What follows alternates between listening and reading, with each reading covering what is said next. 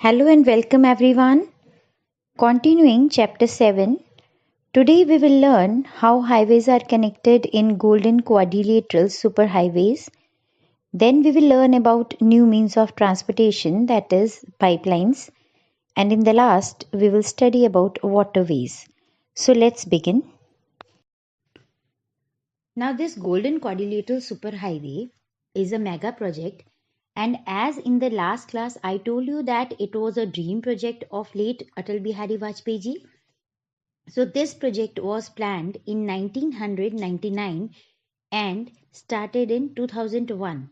It gets completed in 12 years, that is in year 2012. So it's world's fifth longest and India's first largest project. Its main objective is to connect four mega cities, that is Delhi, Mumbai, Chennai and Kolkata, with the national highways. Total length of this project is 5,848 kilometer and it is divided in 4 lanes and in 6 lanes. अब इस project से more than 70 cities आपस में connect हो गई. Not only mega cities, ठीक है, तो मेगा सिटीज के अलावा मोर देन 70 सिटीज इसमें कनेक्ट हो गई. और इसकी जो मैक्सिमम लेंथ है वो आंध्र प्रदेश में दैट इज 1.014 किलोमीटर रही है और मिनिमम लेंथ दिल्ली में that is equal to 25 kilometre रही है. Now there are many advantages of this mega project. Now one of the best specialty of this mega project is that these highways altogether accounts for just 2% of the country's total road infrastructure, but they carry 40% of the total nation traffic. है ना अजूबे वाली बात कि बनाता तो ये पूरा जो है सिर्फ 2% रोड इंफ्रास्ट्रक्चर है इसका टोटल कंट्री के, बट इसका जो है ट्रांसपोर्टेशन का जो परसेंटेज आती है इसके ऊपर वो है टोटल 40%. तो ये बहुत हाई ट्रांसपोर्टेशन जो है कैरी करता है. Then next is it this project boosted the economic activity of our country. Revenue growth in the agriculture sector is the another major benefit of this golden quadrilateral highway. Because इस highway के आसपास के जो भी village है ना, वहाँ की जो एग्रीकल्चरल प्रोडक्शन थी वो सीधा उस एग्रीकल्चर प्रोडक्शन को सीधा एक्सेस मिल गया बड़े बड़े सिटीज़ तक का. और उन सिटीज़ के जो पोर्ट्स हैं वहाँ एक्सपोर्ट भी उसका शुरू हो गया, तो जिससे कि बहुत अच्छा रेवेन्यू आया और एग्रीकल्चर सेक्टर भी इम्प्रूव हो गया. Then next benefit is the reduction of cost of industrial sector. जैसे अगर हम सिटी में कोई भी इंडस्ट्रियल प्लांट लगाएं तो वो बहुत ज़्यादा कॉस्टली होता है, पर इस नेशनल हाईवे के नेटवर्क से बड़े शहरों को के नियर अबाउट 20 to 25 किलोमीटर की रेंज में बहुत सी इंडस्ट्री सेटअप हो गई. Because this project provided connectivity in those urban areas, और वो भी बहुत कम कॉस्ट पर, और ओवरऑल मेंटेनेंस कॉस्ट काफ़ी रिड्यूस हो गई इन इंडस्ट्रीज़ की.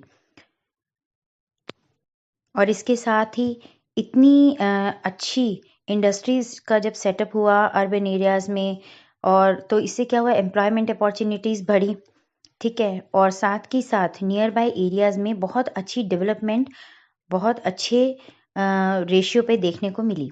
स्मूथ ट्रांसपोर्टेशन ये प्रोवाइड कर रहा है नेटवर्क, आपको पता है, क्योंकि ये 6 लेन और 4 लेन जो गोल्डन क्वाड्रिलेटरल नेटवर्क है हमारा सुपर हाईवेज़ का. सुपर हाईवेज़ का मतलब ही है कि इसकी जो रोड है वो बहुत सुपर क्वालिटी की है, जिसकी वजह से टाइम काफ़ी सेव हो गया हमारा.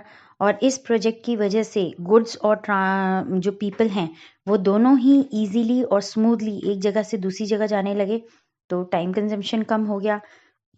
अब इस $1 बिलियन प्रोजेक्ट को बनाने के लिए जो अपॉर्चुनिटीज़ एम्प्लॉयमेंट अपॉर्चुनिटीज़ क्रिएट हुई, उससे क्या हुआ, मार्केट में काफ़ी पहले तो जो एम्प्लॉयमेंट अपॉर्चुनिटीज़ क्रिएट हुई उससे काफ़ी कई लाखों लोगों की जो है लाइफ को प्रोग्रेस मिली, आगे बढ़ने की रास्ते मिले, इम्प्रूवमेंट देखने को मिली.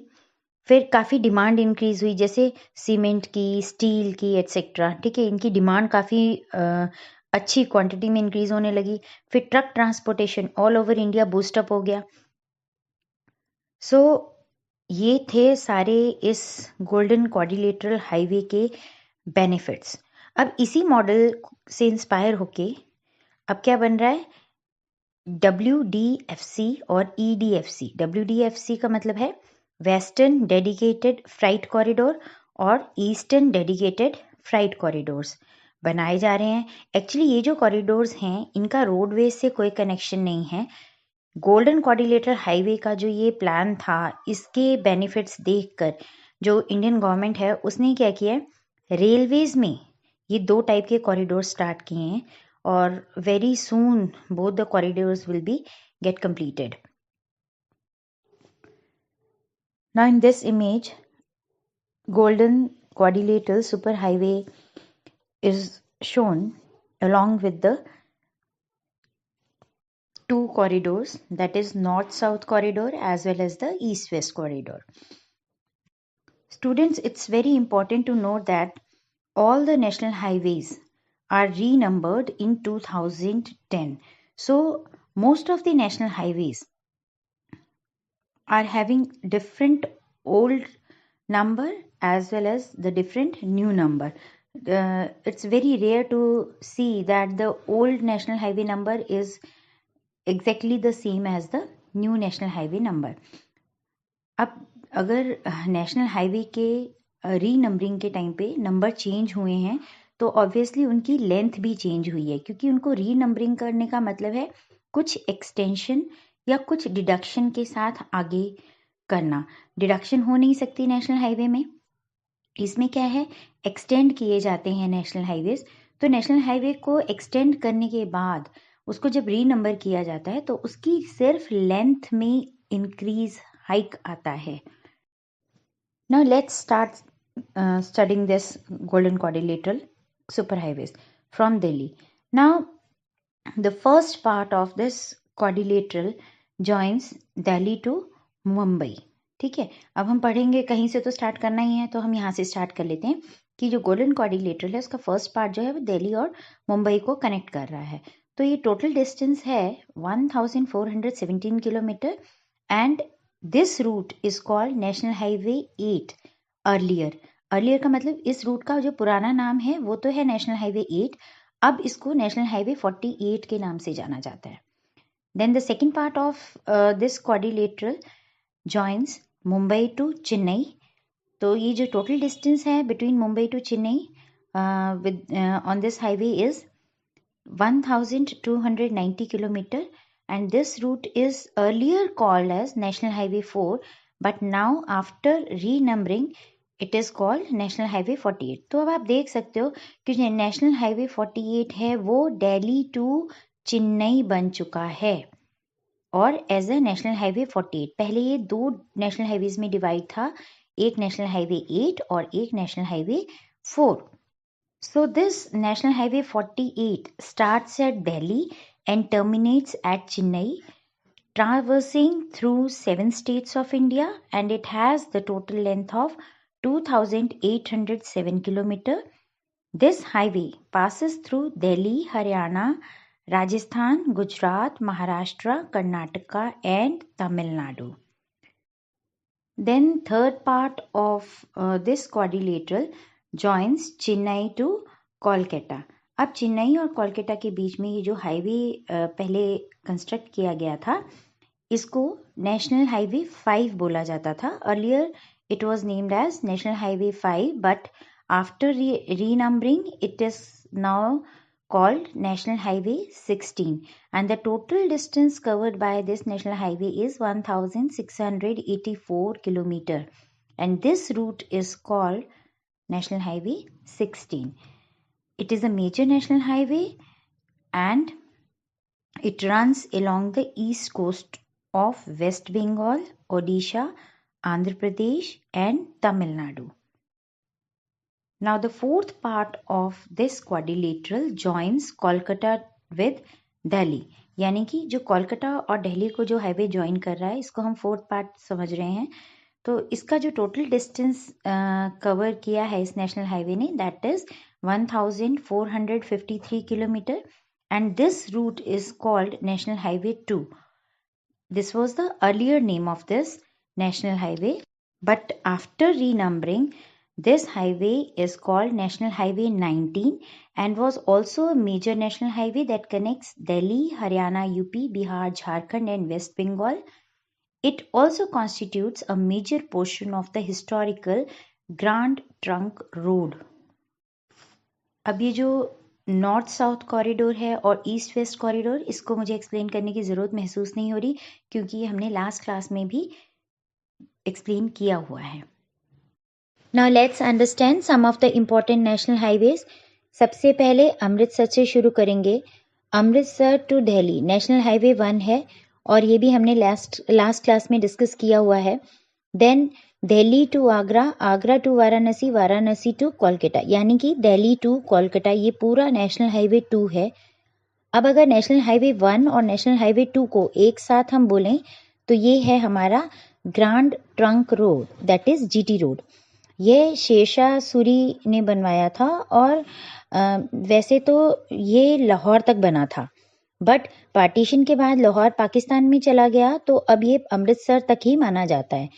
Then comes the national highway 3. National highway 3 हमारा देखो आगरा टू मुंबई है. Then national highway 4 Mumbai to Chennai है. Then national highway 5 Chennai to Kolkata है. और फिर नेशनल हाईवे 6 हम कोलकाता से मुंबई को ज्वाइन करें तो ये बन जाता है हमारा नेशनल हाईवे 6. अगर आप इस Agra to Mumbai, Mumbai to Chennai and Chennai to Kolkata and then Kolkata to Agra, इतना आप देख लीजिए तो ये एक लगभग स्क्वायर जैसा बन गया है और इसका जो डायगोनल है that is your national highway 6. तो इसको आप इजीली याद कर सकते हैं. देन वाराणसी टू कन्याकुमारी जो है हमारा नेशनल हाईवे 7 माना जाता था पुराना, यानी कि ओल्ड नेमिंग था नेशनल हाईवे 7, जिसको हम लॉन्गेस्ट हाईवे तब भी कहते थे, और वो था हमारा वाराणसी टू कन्याकुमारी. बट अब रीनंबरिंग हुई है तो इसको न्यू नेम दिया गया है नेशनल हाईवे 44 और अब ये इसका एक्सटेंशन भी हुआ है. अब ये पहुंच गया श्रीनगर तक. कैसे? श्रीनगर से Delhi, Delhi to Agra, then from Agra to Kanyakumari. इस तरीके से ये जो है हमारा बन गया है नेशनल हाईवे 44 और again it is the longest highway of India. अब बेटा देखो एग्जाम में अगर नेशनल हाईवे 7 आया हुआ है तो आप नेशनल हाईवे 7 मार्क करेंगे, लेकिन अगर नेशनल हाईवे 44 आ चुका है लॉन्गेस्ट हाईवे की लिस्ट में तो आपने नेशनल हाईवे 44 ही मार्क करना है, क्योंकि जब रीनंबरिंग जो है वो 2010 में हुई थी, अभी 1-2 दिन पहले नहीं हुई. तो 2010 से 2020 तक 10 ईयर्स हो चुके हैं, तो ये अब ये ही नाम जाना जाता है. ठीक है, so this is the correct answer. थोड़ा सा कुछ और हट के नेशनल हाईवेज को ध्यान देते हैं जो कि हमारे टॉप क्लास के लिए बहुत इंपॉर्टेंट है. That is national highway 8. ये है दिल्ली टू मुंबई. ये बहुत बिजिएस्ट हाईवे है और ये जयपुर होते हुए गांधीनगर होते हुए फिर मुंबई जाता है. तो ये एक इंडस्ट्रियल, यहाँ पर ना एक जापान के द्वारा, जापान की हेल्प से ये समझ लो एक इंडस्ट्रियल कॉरिडोर भी बन रहा है. अभी थोड़ी देर पहले मैंने आपको बताया ना WDFC, तो उसी का है ये इंडस्ट्रियल कॉरिडोर भी यहाँ बन रहा है, अभी कंप्लीट नहीं हुआ है. Then comes the national highway 15 जो कि पाकिस्तान के बॉर्डर के साथ साथ आता है और ये स्टार्ट होता है हमारा पठानकोट से, फिर अमृतसर, अमृतसर से जैसलमेर, बाड़मेर और ये गुजरात तक जाता है. तो ये था आपका नेशनल हाईवे 15. इतने नेशनल हाईवेज तो बहुत इंपॉर्टेंट हैं, ये तो आपको अच्छे से लर्न करने ही हैं. ठीक है. National Highway 44 is the longest national highway with the length of 3,745 km running from Srinagar in the north to Kanyakumari in the south. It connects 11 states and 30 important cities with each other. CPWD takes care of the maintenance of this highway. Now in this slide, National Highway 44 is clearly shown along with the names of the states and the cities which it connects. Now after the longest highway, let's move to the shortest national highway. The shortest national highway was National Highway 47A, with the length of 5.9 kilometer, that means equal to 6 kilometer. This highway connects Kundanur junction of Mardu in Kochi city to the Kochi port at Willingdon Island. Next mode of transportation is pipelines. Now students, अपने country में transport की category में pipelines एक new entry है, क्योंकि पहले pipelines का use सिर्फ फैक्ट्री या शहरों में पानी के लिए किया जाता था, पानी को एक जगह से दूसरी जगह पहुंचाने के लिए किया जाता था। बट आजकल क्या है, पाइपलाइंस का यूज़ कई जगहों में कई डिफरेंट चीज़ों की ट्रांसपोर्टेशन के लिए होता है, जैसे कि क्रूड ऑयल, पेट्रोलियम प्रोडक्ट्स और नेचुरल गैस, जो कि सीधा ऑयल फील्ड या गैस फील्ड से कंट्री के दूर दूर प्रेजेंट जो रिफाइनरीज हैं या फर्टिलाइजर प्लांट्स हैं या बड़े बड़े थर्मल प्लांट्स हैं, उनमें डायरेक्ट पहुंचाई जाती है। अब पाइपलाइंस के थ्रू केवल लिक्विड नहीं, बल्कि जो सॉलिड थिंग्स हैं लाइक ओर, तो इनको भी हम स्लरी बनाकर ट्रांसपोर्ट करने लग गए हैं एक जगह से दूसरी जगह। इस तरीके से जो सॉलिड्स हैं उनको भी हम इजीली पाइपलाइंस के थ्रू ट्रांसपोर्ट कर सकते हैं आज की डेट में।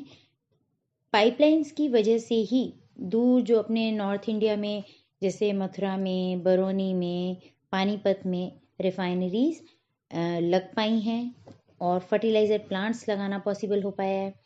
बिगनिंग में एक्चुअली क्या है, पाइपलाइन जो प्रोजेक्ट है इसका बिगनिंग में काफ़ी पैसा लगता है इसको स्टार्ट करने के लिए, क्योंकि पाइपलाइन बिछाने का टास्क इतना इजी नहीं है।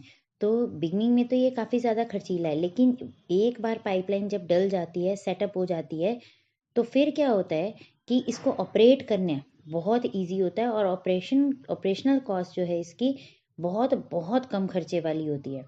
अब देखो, पहले पाइपलाइन में हम पानी यूज़ करते थे एक जगह से दूसरी जगह ट्रांसपोर्ट करने के लिए, है ना, बट अब हम क्या करते हैं, ऑयल और गैस का इस्तेमाल कर रहे हैं, प्लस ओर्स को स्लरी की फॉर्म में, ठीक है, ट्रांसपोर्ट करते हैं from one place to another place, और ये चीपेस्ट मोड ऑफ ट्रांसपोर्टेशन है इन चीज़ों के लिए आज की डेट में।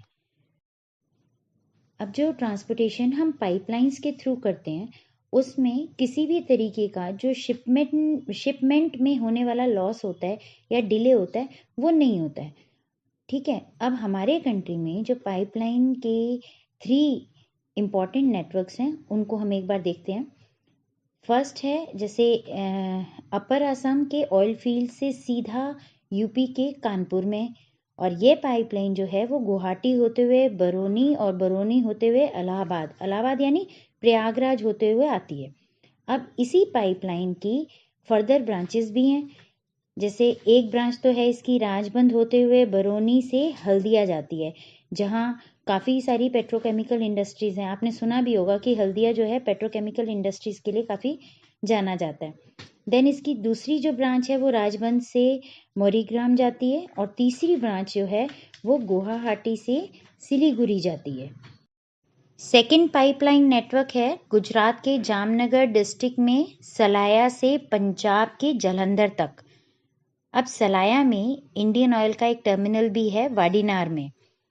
ये पाइपलाइन जो है गुजरात के वीरमगाम, मथुरा, दिल्ली और सोनीपत होते हुए आगे जाती है। इसकी ब्रांचेस जो हैं वो वडोदरा के पास कोयली, चक्षु और कुछ और जगहों को भी कनेक्ट करती है। अब थर्ड पाइपलाइन नेटवर्क है गुजरात के हजीरा से यूपी के जगदीशपुर तक फैली हुई है ये पाइपलाइन नेटवर्क, और ये पाइपलाइन मध्य प्रदेश के विजयपुर होकर जाती है। इसकी एक ब्रांच कोटा जाती है और दूसरी ब्रांच यूपी के शाहजहाँपुर, बबराला और कुछ और जगहों को भी कनेक्ट करती है। सो स्टूडेंट्स, ये 3 मेजर पाइपलाइन नेटवर्क्स थे जिसको मैंने आपको समझाया है। ये आपको नेटवर्क याद करने हैं, क्योंकि कोई भी पाइपलाइन नेटवर्क किसी भी तरीके से एग्ज़ाम में पूछा जा सकता है। Now in this slide, I have given the map representing all the pipeline networks. So students, whenever you are studying these 3 major pipeline networks, just go through this map thoroughly. It will be helpful for you. Now there are few challenges which are faced by pipeline transportation. First one is that it is not flexible. Second, its capacity cannot be increased once it is laid. Then it is very difficult to make security arrangements for the pipelines, and it is very difficult to detect the leakage in these pipelines, and is also very difficult to repair those underground pipelines. Now next mode of transportation is waterways. अब India जो है वो ancient time से ही waterways के through trade करने वाला country रहा है। हमारे जो कंट्री के सेलर्स थे वो दूर दूर तक जाते थे दूसरे कंट्रीज़ में। उन्होंने ट्रेड को तो एक्सपेंड किया ही साथ अपने कल्चर को भी फैलाया। अब एक एग्जांपल बताती हूँ। देखो उस समय क्या होता था, हमारे इंडिया से चावल दूसरे कंट्रीज़ में एक्सपोर्ट होता था जैसे आज होता है। तो हमारे इंडिया में हम लोग चावल के जो राइस बॉल्स बनाते हैं, इडली, वो हम खाते हैं, है ना। वैसे ही जापान में हमारी इडलियों को राइस बॉल्स कहते हैं और वहाँ पे खाया जाता है। तो ये इंडियन कल्चर है जो जापान में देखने को मिलता है, ठीक है। तो इस तरह से हमारे इंडिया का कल्चर दूसरी कंट्रीज़ में भी काफ़ी अच्छे तरीके से फैला थ्रू वाटरवेज ओनली। अब सबसे सस्ता ट्रांसपोर्ट जो है वो पानी से ही पड़ता है, और तो और बहुत हैवी और बल्कि जो मटेरियल रहता है वो लेकर जाने के लिए भी वाटरवेज ही सही रहते हैं। क्योंकि वाटरवेज जो होते हैं ना, ये फ्यूल एफिशिएंट होते हैं। फ्यूल एफिशिएंट का मतलब है दैट मीन्स पर टन जो है वाटरवेज की जो माइलेज है वो ज़्यादा है as compare to other transports. तो साथ ही साथ ये इन्वायरमेंटल फ्रेंडली भी हैं। तो इस वजह से waterways are much better than any other transport. अब हमारे कंट्री में near about 14,500 kilometre long inland waterways हैं। अब इनलैंड वाटरवेज का मतलब होता है अंदरूनी पानी के रास्ते, जैसे जो हमारी कंट्री में सी, रिवर्स, इनके थ्रू जो रास्ते बने हुए हैं ना, उनको कहते हैं इनलैंड वाटरवेज। अब इस 14,500 किलोमीटर लॉन्ग जो इनलैंड वाटरवेज हैं हमारे, उसमें से सिर्फ 5,685 किलोमीटर में ही मैकेनाइज्ड वेसल्स यानी कि इंजन वाली नाव चल सकती है, ठीक है। अब कंट्री की सारी नदियों को आपस में कनेक्ट करने का ड्रीम प्रोजेक्ट भी हमारे अटल बिहारी वाजपेयी जी का ही था, क्योंकि उनका मानना था कि जब सारे इनलैंड वाटरवेज आपस में कनेक्ट हो जाएंगे तो ट्रक वगैरह से जो पॉल्यूशन होता है वो सब खत्म हो जाएगा, और साथ ही साथ जो हमारा प्रीशियस पेट्रोकेमिकल है, डीजल और पेट्रोल, ये भी बहुत बच जाएगा। अब इंडियन गवर्नमेंट ने नेशनल हाईवेज की तरह ही कुछ वाटरवेज को नेशनल वाटरवेज बना दिया है। जैसे फर्स्ट है हमारा नेशनल वाटरवे नंबर 1 जो कि गंगा रिवर है और उत्तर प्रदेश के इलाहाबाद यानी कि प्रयागराज और वेस्ट बंगाल के हल्दिया के बीच है, और इसका पार्ट हुगली भी है। अब इसकी जो टोटल लेंथ है वो है अबाउट 1620 किलोमीटर। सेकंड है हमारा नेशनल वाटरवेज नंबर 2 जो कि ब्रह्मपुत्र रिवर है और असम के सदिया और धुबरी के बीच है, और इसकी जो लेंथ है वो है अबाउट 891 किलोमीटर। देन थर्ड है हमारा नेशनल वाटरवेज नंबर 3 केरला में वेस्ट कोस्ट कैनाल, जिसका हिस्सा कोटपुरम कोल्लम उद्योग मंडल और चंपकारा कैनाल्स हैं, और इसकी जो टोटल लेंथ है वो है 205 किलोमीटर। और फोर्थ है हमारा नेशनल वाटरवे नंबर 4, ये गोदावरी और कृष्णा रिवर के स्पेसिफाई किए हुए स्ट्रेच का किनारा और पौडीचेरी की नहरों के हिस्से हैं, जिसका की टोटल लेंथ है अबाउट 1078 किलोमीटर्स। फिफ्थ है नेशनल वाटरवेज नंबर 5, इसमें स्पेसिफाइड स्ट्रेच है ब्राह्मणी और मताई रिवर्स के पार्ट्स, महानदी और ब्राह्मणी रिवर के डेल्टा चैनल्स के पार्ट्स और ईस्ट कोस्ट कैनाल। तो इसकी टोटल लेंथ लगभग 588 किलोमीटर है। सिक्स्थ है national waterways number 6. It is a waterway between Lakhipur and Bhanga of the Barak River. This integrates the waterway in the northeast and helping cargo transport through Assam, Nagaland, Mizoram, Manipur, Tripura and Andhra Pradesh. So its total length is 121 kilometer. Though this national waterway is in the process only. अब देखो इन national waterways के अलावा भी inland waterways हैं जिन पर काफ़ी सारा transportation होता है। जैसे कि गोवा में आने वाले 6 वाटरवेज हैं जिनमें मंडावी, जुआरी और गंबरजुआ रिवर्स इंक्लूडेड हैं, और वेस्ट बंगाल के सुंदरबन डेल्टास और मिज़ोरम, नागालैंड और असम में फ़्लो करने वाली बराक रिवर और केरला के बैक वाटर्स इंक्लूडेड हैं। तो इन जगहों पर ये जो ऐसे इनलैंड वाटरवेज हैं जिन पे काफ़ी अच्छा ट्रांसपोर्टेशन होता है। अब इनलैंड वाटरवेज के अलावा इंडियन कोस्टलाइन एरियाज़ पर बने हुए जो पोर्ट्स हैं उनसे भी काफ़ी अच्छा फॉरेन ट्रेड होता है, ये आप सबको पता है। तो वॉल्यूम के अकॉर्डिंग हमारी कंट्री का लगभग 95% ट्रेड समुद्र से होता है, यानी कि थ्रू सी ही होता है। और अगर वैल्यू के अकॉर्डिंग देखें तो 68% ट्रेड जो है वो थ्रू सी पॉसिबल है हमारा। और ओवरऑल जो हमारा वर्ल्ड का ट्रेड है, पूरे संसार का जो ट्रेड है, अबाउट 90% थ्रू सी होता है। तो अब आपको ये पता चल गया होगा कि इंडियन ट्रेड और इंडियन इकोनॉमी की डेवलपमेंट में हमारे वाटरवेज की क्या इम्पोर्टेंस है, और स्पेशली थ्रू सी अगर ये ट्रेड होता है तो कितनी ज़्यादा डेवलपमेंट, कितनी फास्ट इकोनॉमिक ग्रोथ होती है। Now let's study major seaports of our country. Now as you know that our coastline is about 7,516 kilometer, and on this coastline we have 12 major ports and about 200 medium-sized ports, or you can say non-major ports.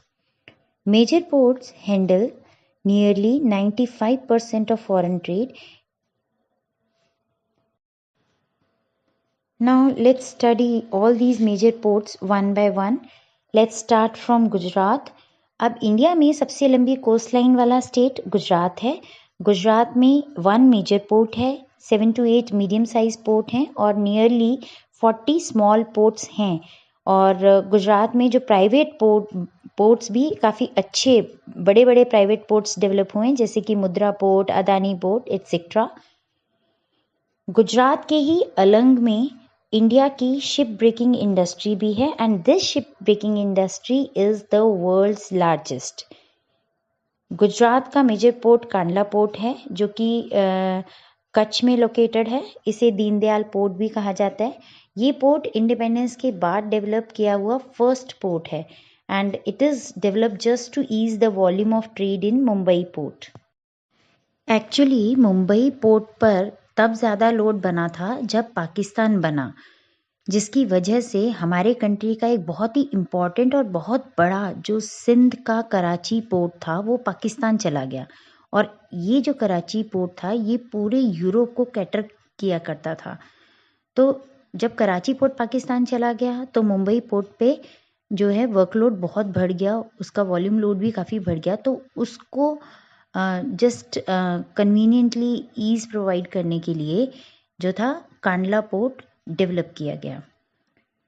ये Karachi port जो है ये एक tidal port है, क्योंकि gulf of Kutch में काफ़ी tidal draft रहता है और इस पोर्ट में हाई टाइड्स की वजह से शिप्स आ जा सकते हैं। और ये पोर्ट एक्सपोर्ट और इंपोर्ट को ईज़िली हैंडल करता है, और ईज़िली हैंडल करते हुए ये पूरे नॉर्थ इंडिया की जो ग्रेनरी है, यानी कि अनाज की बेल्ट और इंडस्ट्री की बेल्ट को भी कैटर करता है। ये पंजाब में बने हुए कपड़े का एक्सपोर्ट यहाँ से होता है, इस पोर्ट से चावल का एक्सपोर्ट होता है। मंडी गोविंदगढ़ के जो स्मेल्टर्स हैं उनके लिए स्क्रैप का इंपोर्ट भी यही पोर्ट करता है। अब जो जम्मू कश्मीर है, हिमाचल प्रदेश, पंजाब, हरियाणा, राजस्थान और गुजरात, ये स्टेट्स जो हैं, इन स्टेट्स के लिए भी यही कांडला पोर्ट पास में लगता है, तो ये कांडला पोर्ट ही इन स्टेट्स को भी कैटर करता है। अब गुजरात से नीचे की तरफ नेक्स्ट पोर्ट है महाराष्ट्र का मुंबई पोर्ट। यहाँ 2 पोर्ट हैं जो कि इसे बिगेस्ट बनाते हैं। एक तो ओल्ड मुंबई पोर्ट है जो कि काफ़ी स्पेशियस है, नेचुरल पोर्ट है और वेल शेल्टर्ड हार्बर भी है। ये इंडियन नेवी का सबसे पुराना नेवल बेस भी है। और सेकंड है यहाँ पर न्यू मुंबई में JNPT, जिसे हम जवाहरलाल नेहरू पोर्ट भी कहते हैं, और जवाहरलाल नेहरू पोर्ट को हम नेहवा सेवा पोर्ट भी कहते हैं। ये आपने ध्यान रखना है कि अगर नेहवा सेवा पोर्ट के बारे में पूछा जाता है तो वो जवाहरलाल नेहरू पोर्ट ही पूछा जा रहा है। अगर जवाहरलाल नेहरू पोर्ट का दूसरा नाम पूछा जाता है तो वो है नेहवा सेवा। ठीक है, तो ये जो JNPT है, ये मुंबई पोर्ट का ट्रैफिक कम करने के लिए बनाया गया था, क्योंकि मुंबई पोर्ट पे काफ़ी ज़्यादा ट्रैफिक था। उस ट्रैफिक को कंट्रोल करने के लिए बनाया गया था। और ये इंडिया का सबसे बड़ा पोर्ट है, मेनली कंटेनर ट्रैफिक को कैटर करता है, और ये पोर्ट एक हब पोर्ट भी है।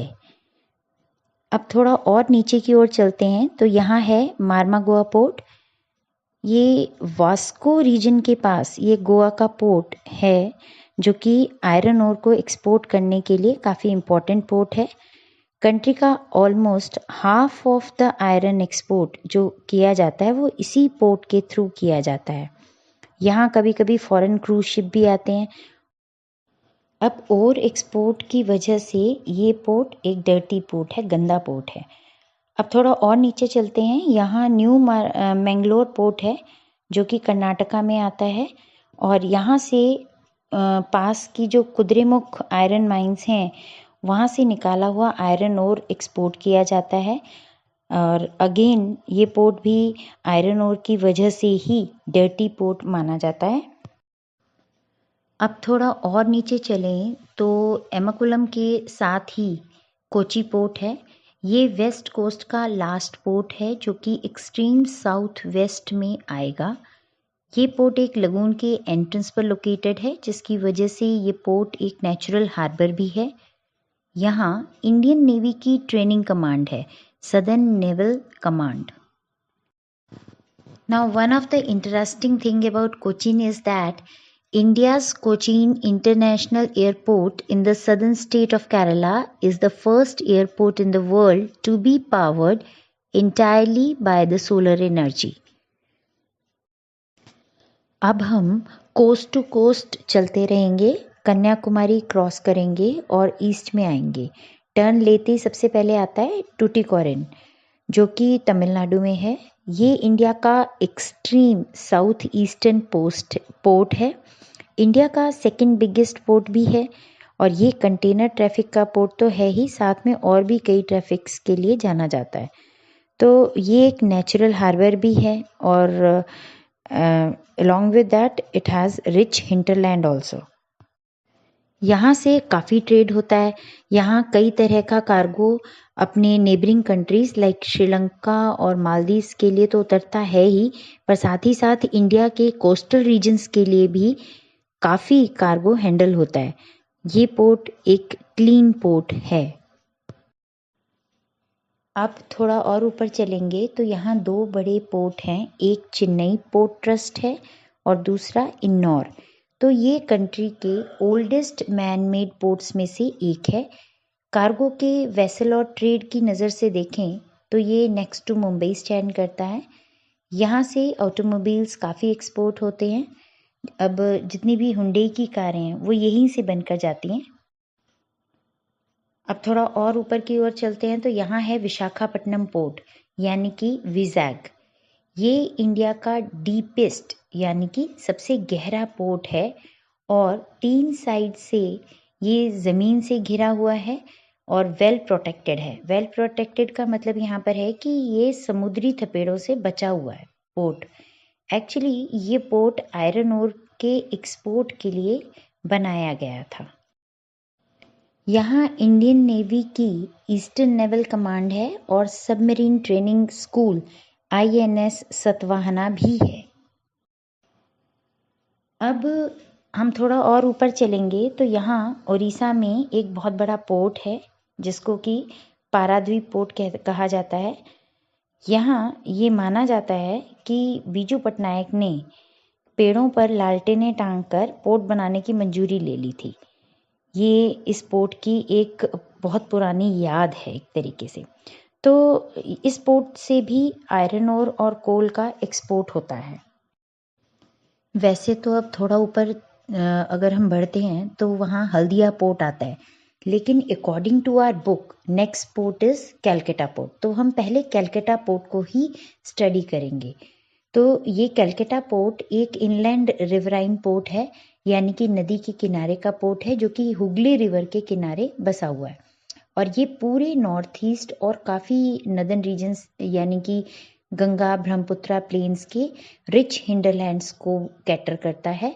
ये एक टाइडल पोर्ट है, यानी कि टाइड्स के समय हुगली रिवर में वाटर लेवल राइज होता है तो सी से शिप अंदर आने लगते हैं। और यहाँ जो है मिट्टी भी काफ़ी है, जिससे कि पोर्ट में मिट्टी इकट्ठी होती रहती है और पोर्ट की गहराई कम हो जाती है। तो गहराई कम होगी तो बिग शिप्स एंटर नहीं कर पाएंगे, इसलिए और वो नीचे मिट्टी में फंस जाएंगे। इसलिए क्या होता है, यहाँ पर लगातार ड्रेजिंग करनी पड़ती है। अब ड्रेजिंग का मतलब होता है लगातार खुदाई की ज़रूरत पड़ती रहती है। तो खुदाई होती है तो मिट्टी बाहर निकाली जाती है, तो पोर्ट की गहराई बनाए रखी जाती है ताकि जो हैवी शिप्स हैं, बिग शिप्स हैं, वो पोर्ट में अंदर आ सकें। ऑफिशियली इस कोलकाता पोर्ट को श्यामा प्रसाद मुखर्जी पोर्ट के नाम से जाना जाता है। सो अगर कोलकाता पोर्ट आता है तो भी उसके फीचर्स यही हैं, और अगर श्यामा प्रसाद मुखर्जी पोर्ट आता है तो भी उसके फीचर्स यही हैं। So don't get confused. अब कोलकाता पोर्ट से थोड़ा नीचे की ओर आए तो यहाँ है हल्दिया पोर्ट। हल्दिया पोर्ट को कोलकाता पोर्ट ट्रस्ट ने एज अ पोर्ट पार्टनर के रूप में डेवलप किया था, डॉक कॉम्प्लेक्स बनाया गया था।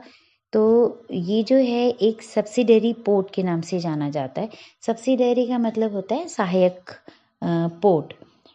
इसे इसलिए डेवलप किया गया था जिससे कि कोलकाता पोर्ट के प्रेशर को रिड्यूस किया जा सके। So students, this is all about today's class. I hope each and every topic is well elaborated and is well understood by you also. But still, if you have any doubt, any query, you can ask me any day, any time. So till next class, keep learning, keep revising.